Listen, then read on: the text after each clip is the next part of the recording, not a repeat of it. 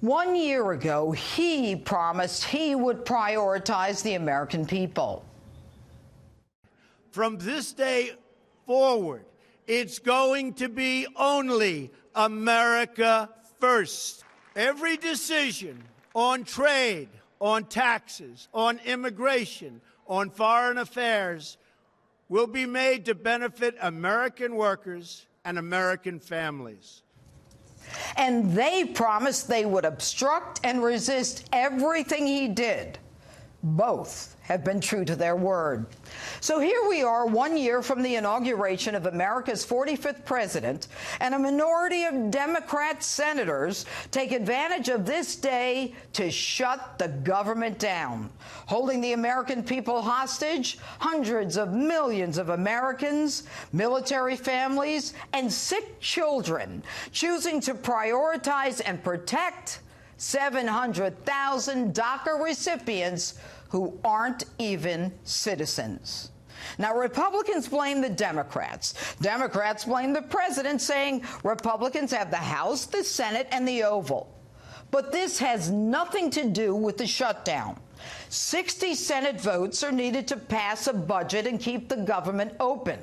Republicans only have 51.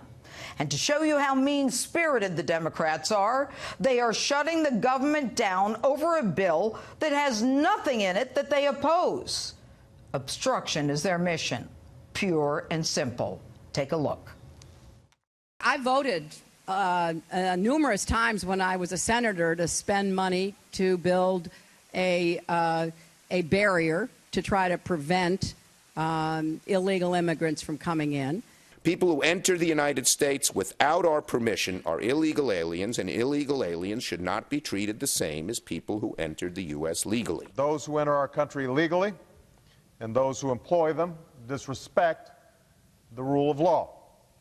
And because we live in an age where terrorists are challenging our borders, we cannot allow people to pour into the U.S.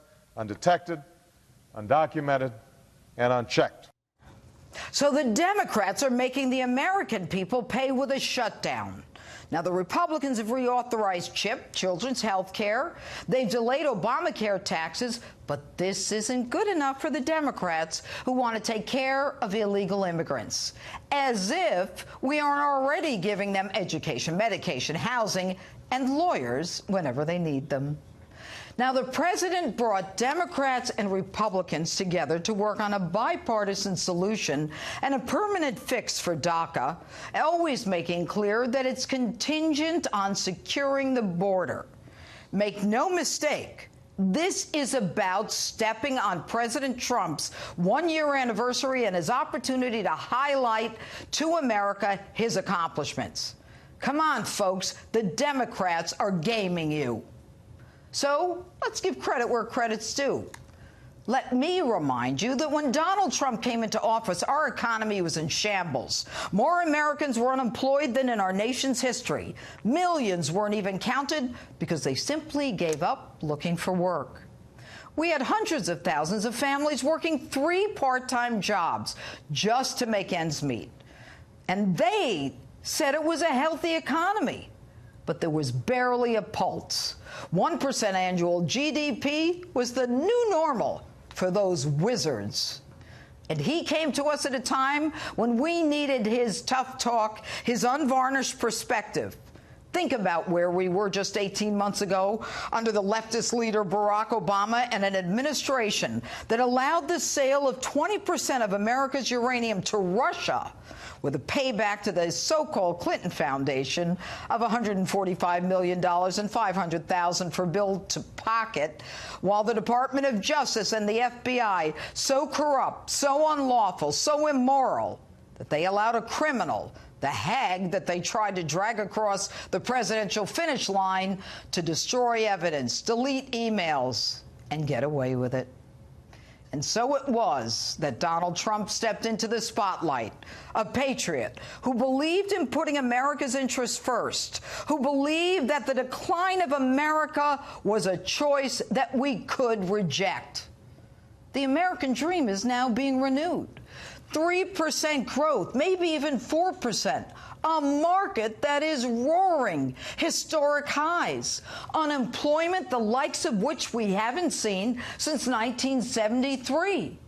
And African-American unemployment, its lowest in decades. Tax cuts for all of us. Government regulations cut faster than at any time in history to help business.